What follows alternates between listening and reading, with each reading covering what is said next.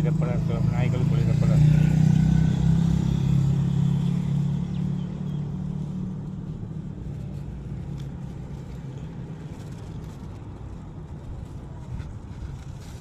Dia sana sampai tidur lah sekarang. Ya. Di rumah tak boleh duduk sana. Polis sudah cari. Jaga. Dia tu semalam pun dia pergi dia punya adik punya rumah tidur. Dia mari sekarang sini mau tidur, sini juga mau tidur. Lagi di rumah mau cari. Tadi cakap tak boleh pergi sana. Kira apa tahu? Dia minggu pergi bukan.